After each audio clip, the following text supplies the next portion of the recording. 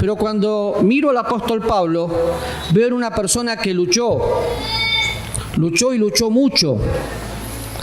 Y él habla de la iglesia de Filipos, y acuérdense que 19 veces repite la palabra gozo, pero vaya conmigo a Hechos capítulo 16.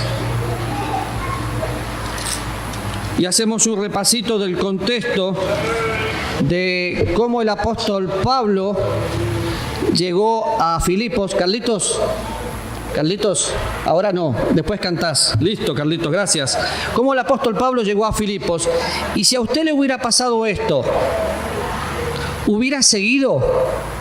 Porque sí que tuvo problemas, pero el secreto del apóstol Pablo está que en los primeros capítulos, entrando al capítulo 16, dice en el versículo 6, atravesando Frigia y la provincia de Galacia, le fue prohibido por el Espíritu Santo hablar la palabra en Asia. Y cuando llegaron a Misia, intentaron ir a Bitinia, pero el Espíritu no se los permitió. Y pasando junto a Misia, descendieron a Troas, y se les mostró a Pablo una visión de noche, un varón macedonio que estaba en pie rogándole y diciéndole, pasa a Macedonia y ayúdanos. Y cuando vio la visión, enseguida procuró partir para Macedonia, dando por cierto que Dios los llamaba para que le anunciases el Evangelio. Ahora, no, esto no está en las láminas, entonces no. El capítulo 16 me muestra algo. Pablo llega lleno del Espíritu Santo y se deja guiar por Dios. Y si Pablo no se hubiera dejado guiar por Dios, él nunca hubiera ido a Europa y nunca estaría la iglesia de Filipo donde está hoy. Entonces, fíjese lo importante. Carlos, subí un poquito el volumen. Recién hablábamos pensando en Leo y que tiene que dejar que Dios le guíe. Ahora, qué importante. Porque si Pablo no hubiera estado lleno del Espíritu Santo y Dios no lo hubiera guiado, nunca hubiera cumplido el propósito por el cual Dios le tenía para que comience una iglesia en Filipo. Pero llega a Filipo y pasan algunas cosas, y como le dije, esto no está en la lámina, así que si algo están proyectando atrás, todavía no. Entonces se le muestra una visión, zarpa, llega y dice, zarpando, versículo 11, pues de Troas vino con rumbo directo a Samatroa y el día siguiente a Neápolis y de allí a Filipos, que es la primera ciudad de la provincia de Macedonia y una colonia, y estuvimos en aquella ciudad algunos días. ¿Cuándo entraron? Entraron un día de reposo. Aclaremos que el día de reposo no es un día para los cristianos, es el único mandamiento que no está en el Nuevo Testamento para que nosotros apliquemos. Si queremos una aplicación práctica, es un día para disfrutar con el Señor, pero no es un mandamiento para nosotros los cristianos. ¿Pero por qué Pablo entra ahí? Porque obviamente Pablo, donde llegaba, le predicaba a los de su nación y a los gentiles. Pero llega Pablo un día de reposo y dice que en el versículo 13 había mujeres que se habían reunido. ¿Sí? ¿Y qué hacían? Una mujer llamada Lidia, vendedora de púrpura de la ciudad de Tiatira, que adoraba a Dios y estaba oyendo, y el Señor abrió el corazón de ellas para que esté atenta a lo que Pablo decía. Se encuentra con una mujer lista para escuchar el Evangelio. No hay duda que si alguien va guiado por Dios, y va orando, Dios va a preparar los corazones de aquellos que tienen que ser salvos, porque la salvación es de Jehová y Dios quiere que todos sean salvos, pero nosotros tenemos que ir a buscarles. Pero el apóstol Pablo no le fue todo bien, porque hasta ahora suena bien. Bueno, el Espíritu no me deja ir acá, entonces voy a ir allá. De paso, como un principio muy práctico, la voluntad de Dios no es mística. La voluntad de Dios no tengo que pasar 100 años orando para ver qué es lo que Dios quiere. Tengo que empezar a caminar. Y cuando camino guiado por el Espíritu Santo de Dios, entonces, cuando voy a algún lugar y Dios no quiere que vaya, Él va a hacer lo posible para que usted no vaya. Nunca perdió un tren, nunca perdió un bus, nunca perdió un avión. Hace años atrás, mi papá era marino y tenía que zarpar ese día, y ese día no pudo, y un compañero fue en lugar de él. El barco se hundió y el reemplazante de mi papá se murió. No era el tiempo de papá. Dios tiene todo preparado y en su soberana voluntad sabe cuándo frenarnos y cuándo dejarnos avanzar. Ahora, dice después que cuando la mujer esta, Dios le abre entendimiento, ella y su familia son bautizadas, siguen predicando. Mientras iban a la oración, le sale una muchacha endemoniada. Acá se empezó a poner la cosa difícil. ¿Por qué? Porque todo bien, alguien conoce a Cristo, lo bautizan, pero de golpe me encuentro con un endemoniado. El primer problema. ¿Qué haría usted ante el primer problema? Bueno, cuando tengo un problema tengo diferentes formas. La primera es esquivar el problema. Muy típico de muchos de nosotros. Esquivo el problema. No fue la actitud de Pablo. La segunda es llegar hasta el problema y quedarme paralizado. No fue la actitud de Pablo. La otra es enfrentar el problema. Y Pablo acá enfrenta el problema. Versículo 17 dice: está siguiendo a Pablo y a nosotros a voces diciendo: estos hombres son siervos de Dios Altísimo, quien nos anuncian el camino de salvación. Y esto lo hacía por muchos días, mas desagradando a Pablo, este volvió y dijo al Espíritu: te mando en el nombre de Jesucristo que salgas de ella, y salió en aquella misma hora. Pablo enfrenta el problema y la mujer queda libre. Y estaba formándose la iglesia en Filipos.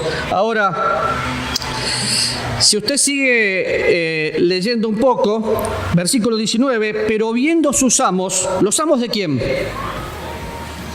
Pero viendo sus amos que había salido la esperanza de su ganancia, prendieron a Pablo y a Silas y los trajeron al foro de las autoridades, y presentándole a los magistrados dijeron: estos hombres, siendo judíos, alborotan nuestra ciudad y enseñan costumbres que no es lícito recibir ni hacer, pues son romanos. Y se agolpó el pueblo y los azotaron. ¿Y qué hicieron con Pablo y Silas? Los metieron en la cárcel.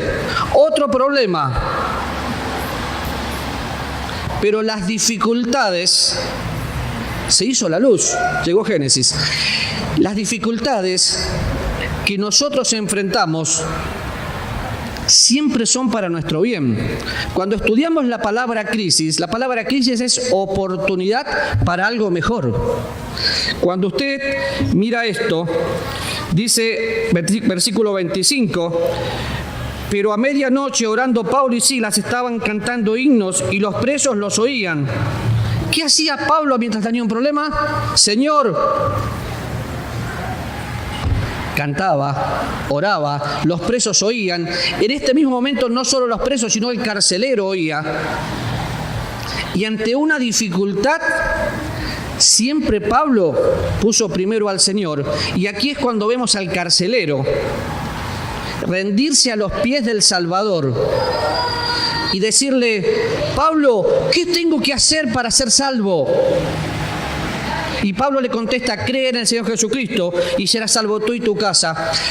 Después de la oración, Pablo sale, le predica el evangelio a la familia del carcelero, toda la familia es bautizada, y así va comenzando una iglesia. Pero hubo dificultades, por supuesto que hubo dificultades. Y usted puede ver que después lo dejan libre a Pablo y se dan cuenta que él era romano y no quisieron problemas.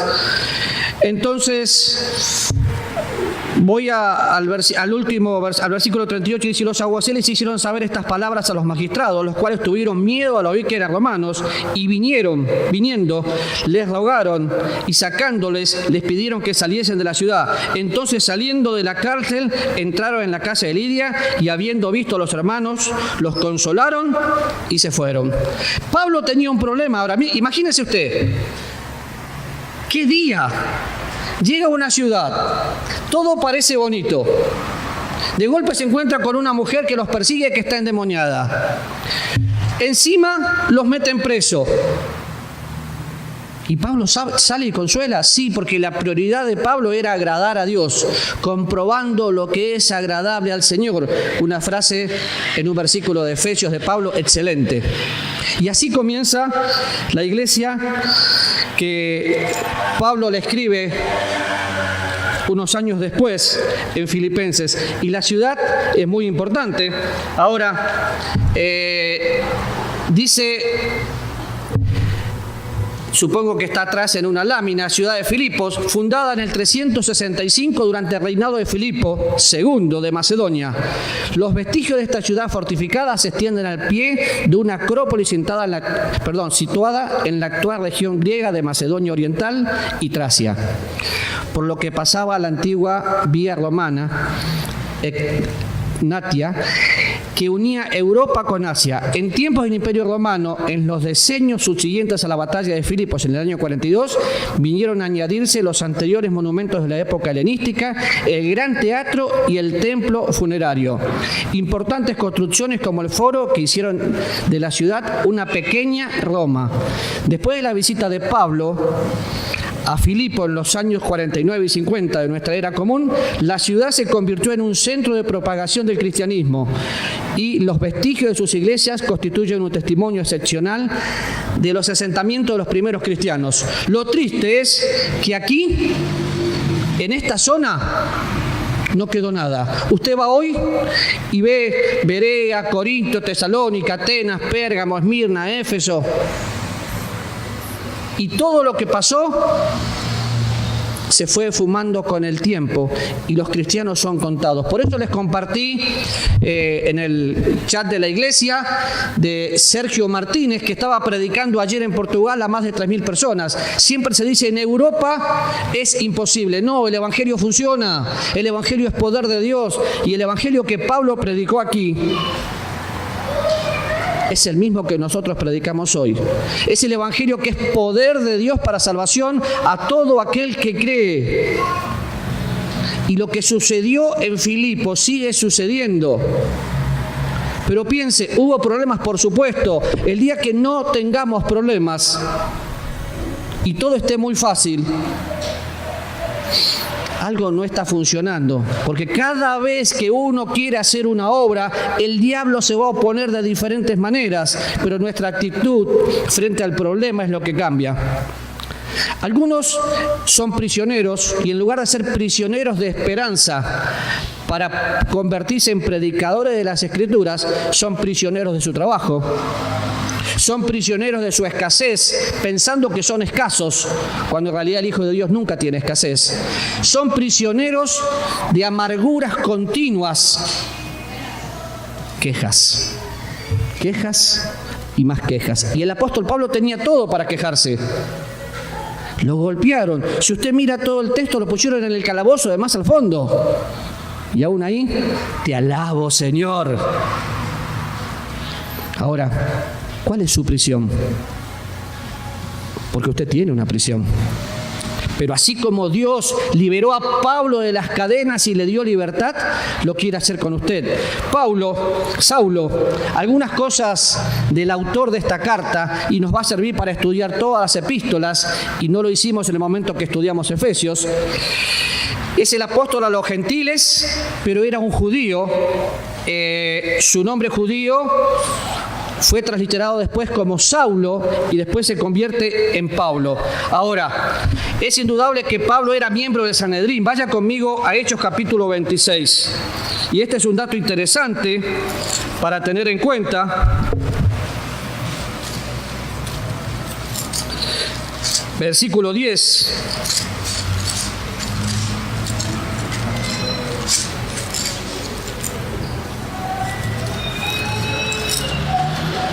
Dice: lo cual también hice en Jerusalén.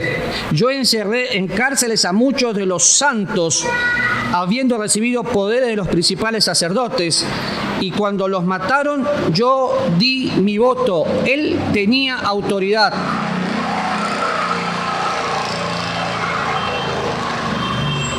Pero Pablo, en ese momento Saulo, tenía toda la autoridad para perseguir a los cristianos. Por eso él dijo: yo di mi voto. Pensar que es miembro del Sanedrín nos da muchas más luz en cuanto a lo que Pablo es. ¿Por qué? Porque tenía que ser un hombre preparado. Para ser miembro del Sanedrín tendría que estar casado. Algunos piensan que Pablo era viudo, otros piensan que era soltero, pero definitivamente no pudo haber sido soltero porque fue miembro de ese Sanedrín.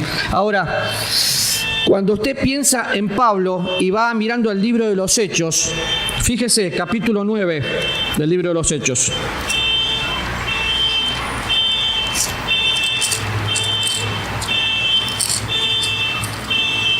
Versículo 1.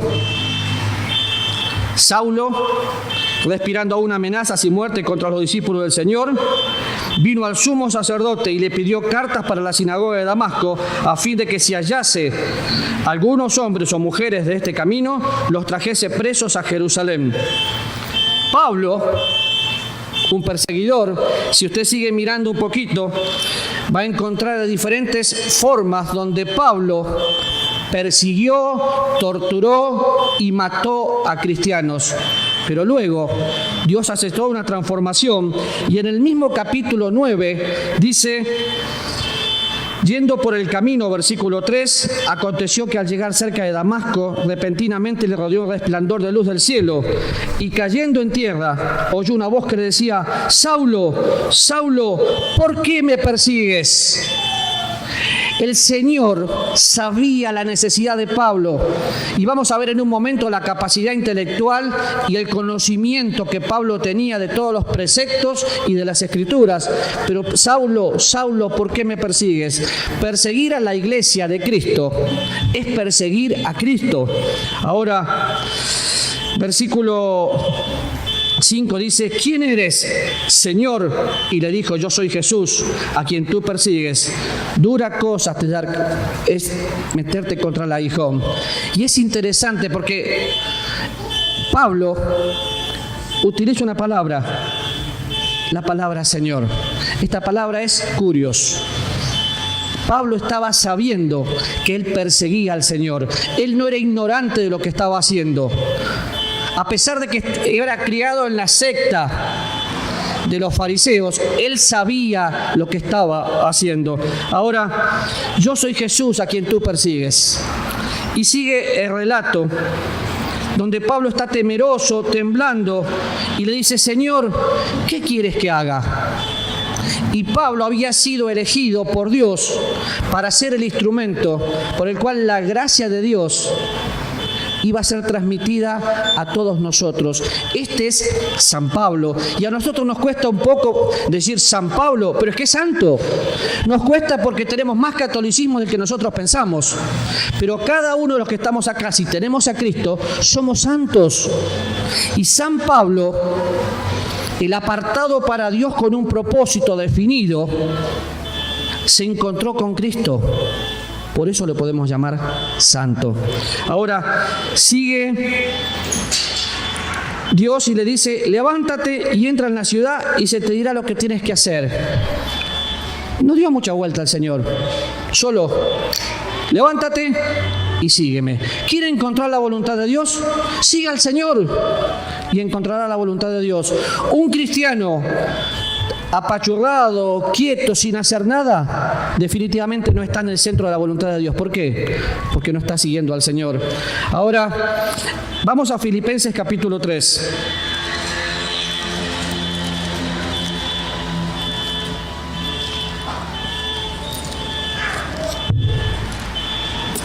Versículo 4 al 7.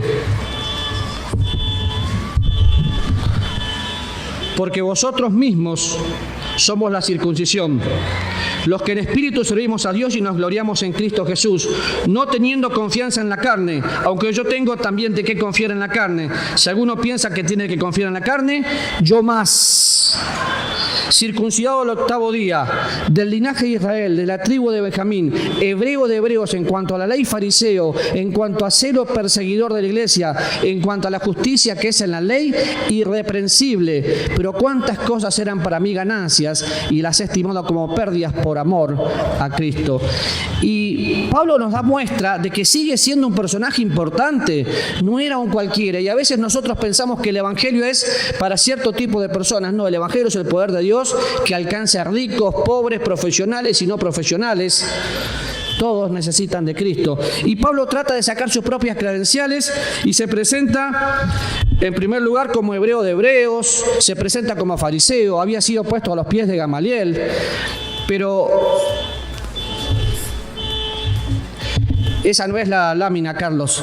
Teniendo el comienzo mismo de su carrera, la perspectiva de honores y su fortuna, no pertenecía precisamente a una familia oscura. Criado a la obediencia a la ley, en la piedad judía tradicional, por cuanto su padre era fariseo estricto. Hechos capítulo 23.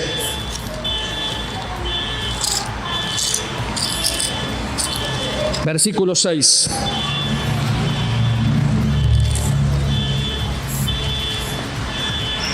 Entonces Pablo, tomando una parte, entonces Pablo, notando que una parte era saduceo y la otra fariseo, alzó la voz al concilio: varones hermanos, yo soy fariseo. ¿Hijo de quién? De fariseos. Acerca de la esperanza y la resurrección de los muertos se me juzga. Pablo era fariseo, hijo de un fariseo. Y bueno, lamento que no se pueda pasar, pero dice el versículo 6 que era hijo de un fariseo. Y ser hijo de un fariseo es importantísimo. ¿Por qué? Porque nosotros a veces decimos, pero yo siempre he sido católico. Sí, pero el ser católico o el ser bautista, un día Pablo quebró porque se encontró con Cristo, y al ser quebrado por Cristo no le importó la religión de sus padres. Tenía todo lo que leímos recién. Ahora, por nacimiento o por un favor, no lo sabemos, Pablo también tenía una ciudadanía que era romana. Ser romano en ese momento era dificilísimo, pero tenía esa ciudadanía. Y a veces pensamos, ¿para qué Pablo quería ser romano? En más de una oportunidad, a Pablo el ser romano le sirvió para defender su apostolado y para salvar la vida. Dios no hace nada por casualidad. Por eso, cuando usted lee el capítulo 3 de Filipenses, habla de no teniendo mi propia justicia. No es nuestra propia justicia. Y un poquito más del apóstol Pablo. Se crió moral, intelectualmente en Tarso, una de las capitales que tenía una cultura riquísima en esa época. Por eso llaman Saulo de Tarso. Era típico en ese momento decir Raúl de Heredia, Juan de San José. Pablo era de Tarso, pero donde había nacido y donde se había criado era importantísimo para saber las características de la ciudad. Era un foco de la cultura griega. Lo enviaron a estudiar a Jerusalén y todos los jóvenes aprendían un oficio. ¿Cuál fue el oficio de Pablo? Hacer tiendas. Hechos 18:3.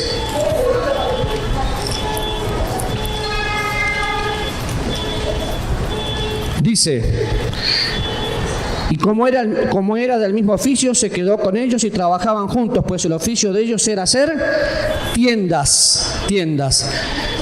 Todo judío aprendía un oficio. Ahora, yo pensaba cuando leí estos textos, Pablo, fariseo, criado a los pies de Gamaliel, una cultura increíble, mucha preparación, pero Dios lo pone como alguien que hace tiendas. ¿Sabe por qué? Porque Pablo, una vez que conoció a Cristo, utilizó eso para poder llegar a otras personas. Dios no hace nada a propósito. Ahora, cuando pensamos en Gamaliel, Hechos capítulo 5,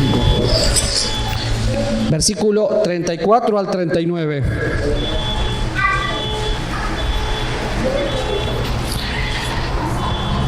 Entonces, levantándose en el concilio un fariseo llamado ¿quién? Gamaliel, doctor de la ley, venerado de todo el pueblo, mandó que sacasen fuera por un momento a los apóstoles y luego dijo: varones israelitas, mirad por vosotros lo que vais a hacer respecto a estos hombres, porque antes de estos días se levantó Teudas diciendo que era alguien. A este se unió un número como de 400 hombres, pero él fue muerto y todos los que le obedecían fueron dispersos y reducidos a nada. Después de este se levantó Judas el Galileo en los días del censo y llevó en pos de sí a mucho pueblo. Pereció también él, y todos los que obedecían fueron dispersados. Y ahora os digo, apartaos de este hombre y dejadlo, porque si este consejo o esta obra es de los hombres, se desvanecerá. Mas si es de Dios, no la podéis destruir. No seáis tal vez hallados luchando contra Dios. Y convinieron con él, y llamando a los apóstoles después de azotarlos, los intimaron que no hablasen en el nombre de Jesús, y los pusieron en libertad. Y ellos salieron de la presencia del concilio gozosos de haber sido tenidos por digno de padecer afrenta por causa del nombre. Y todos los días en el templo y por las casas no cesaban de enseñar y predicar a Jesucristo. Cuando usted piensa en Gamaliel, Gamaliel no había nacido de nuevo, Gamaliel no era un cristiano, sin embargo era una autoridad, la autoridad que había formado a Pablo. Podríamos decir, Pablo era el discípulo literal de Gamaliel. Entonces, cuando pensamos en esto, Gamaliel dice algo muy cierto. Pablo está sirviendo al Dios vivo y verdadero. No se metan con él. Y saben, a veces nos olvidamos que el mismo Dios es el que pelea por nosotros. Y el mismo Dios utilizó a Gamaliel para la defensa de Pablo en este momento. Y lo dejaron en libertad. Y que haya estudiado todas las costumbres del Antiguo Testamento, que haya estudiado todas las costumbres judías, las interpretaciones de los rabinos, hace que Pablo haya sido un hombre preparado, una capacidad increíble para salir y predicar el Evangelio. Estudia toda la vida de Pablo y se va a dar cuenta que Pablo, el apóstol, era una persona que de ser un prisionero de esperanza, porque es un prisionero de Jesucristo, entendió perfectamente que tenía que ser un predicador de las Escrituras. Ahora, yo sé que hubo demasiadas distracciones entre la bocina de ese auto, que no sé por qué no se lo llevaron, y algunas otras cosas, pero cuando leí el versículo prisionero de esperanza, pensé en la vida del apóstol Pablo. Y veo que hoy en nuestro país está lleno de prisioneros. Prisioneros por tener una mejor carrera. Prisioneros por tener una mejor familia y creen que una mejor familia se obtiene con mejores posiciones económicas. Prisioneros por amargura. Pero nosotros tenemos una esperanza. La esperanza que tenía Pablo, donde dice: para mí el vivir es Cristo y el morir es ganancia. Donde dice: mi ciudadanía está en los cielos, donde también espero al Salvador. Él era un prisionero por amor, sirviendo a Cristo, que también se dedicó a predicar las Escrituras. Y déjeme preguntarle, ¿va a seguir siendo prisionero? Porque un día Pablo fue liberado, pero su libertad vino cuando conoció al Salvador. Y no solamente tengo que conocer al Salvador como el Salvador de mi vida, sino como Pablo le conoció: Señor, ¿qué quieres que haga? ¿Me permite hacer una aplicación práctica?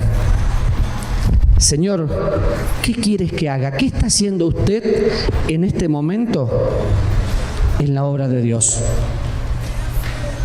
Hemos traído maestros de otras iglesias cuando tenemos mucha gente capacitada aquí.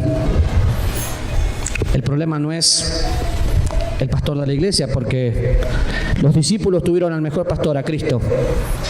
Y miren Judas, Pedro, los miedosos. El problema soy yo. El problema es usted, porque el problema está en el corazón del hombre. ¿Hasta cuándo va a estar entonces entre dos pensamientos?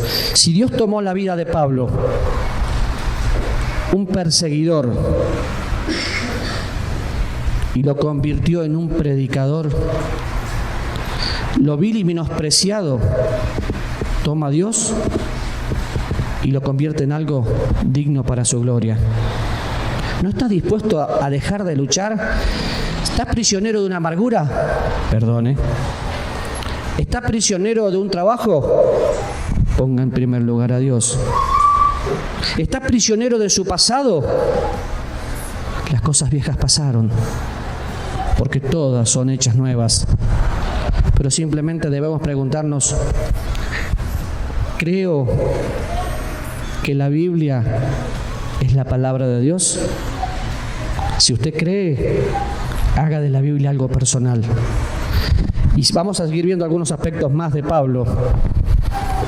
Y tomamos este tiempo de silencio para examinar nuestro corazón. Por favor, cierre sus ojos conmigo.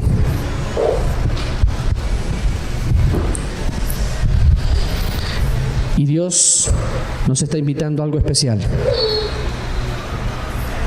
Nos está invitando a examinar nuestro corazón. Y tomando este silencio, permítame recordarle algunas cosas. El apóstol Pablo llega a un lugar donde había muchos problemas. Pero ¿saben por qué le fue bien? Porque se dejó guiar por el Señor. Él no siguió su propia decisión. Él se mantuvo con la convicción de que el Espíritu Santo era a quien tenía que seguir. Y comenzó una iglesia. Quiere que la iglesia de Cristo, pero su iglesia crezca. Dios quiere usarle. Dios le dio dones, le dio talentos. ¿Por qué no renuncia ahora a esa prisión de amargura, de queja, de pensar en lo que no tiene en lugar de disfrutar a Cristo? ¿Por qué no ora ahí donde está y le dice: Dios, renuncio, dejo de luchar? ¿Y por qué no toma las palabras de Pablo y se pregunta a sí mismo: Señor, ¿qué quieres que yo haga? Y tomando las palabras del profeta Isaías, ¿qué quieres que yo haga? Y usted puede contestar: envíame a mí, Señor, estoy dispuesto. Tenemos todo un pueblo que alcanzar, pero Dios no lo va a hacer con usted hasta que usted no se rinda. Y sabe, siempre son pocos los que sirven, pero usted está invitado hoy a ser parte. Si lo desea de todo corazón, le pido que oremos por nuestra iglesia, pero por cada uno de nosotros. Entonces, si se está rindiendo, dice: Señor, a pesar de las distracciones, yo sé que Dios habló. Deje de perseguir, luchar y empiece a vivir la vida que Cristo le dio. Si Dios habló con usted, ¿por qué no le dice: Dios, ore así? Querido Dios, te necesito. Te conozco, pero no te sirvo. Quiero servirte, Señor, pero para eso necesito seguirte. Me rindo, Dios, acá tenés mi vida. Úsala para tu gloria. Y por favor, si Dios habló con usted, ¿quisiera orar conmigo? Si es así, venga al frente. Deme la posibilidad de orar por usted. ¿Quién va a venir y va a decir: Señor, hoy dejo de luchar y quiero hacer esta profesión de fe delante de muchos testigos? Hoy quiero servir. ¿Dios le habló? Venga. Qué difícil, ¿no? Le estoy diciendo que venga al frente. Sí, claro. Para que tome una decisión consciente de quién es Dios. ¿Quién va a venir? Está luchando en su banco. ¿Quién se levanta y dice: Dios, quiero servirte a partir de hoy? Vení al frente, sin miedo. Los valientes son los que disfrutamos la gracia de Dios en la debilidad. no es nuestra capacidad. ¿Quién más dice yo a partir de hoy dejo de luchar? Renuevo mi compromiso. Quiero servirte, Señor. Quiero seguirte. ¿Quién más? Si usted ya le está sirviendo y quiere renovar su compromiso, venga. Necesitamos una iglesia diferente. Basta de jugar al cristiano de domingo. Empecemos a vivir a Cristo. Este país lo necesita. Este mundo lo necesita. Pero ¿sabe algo? Dios quiere su corazón. Dame, hijo mío, tu corazón y te daré la vida. ¿Va a venir?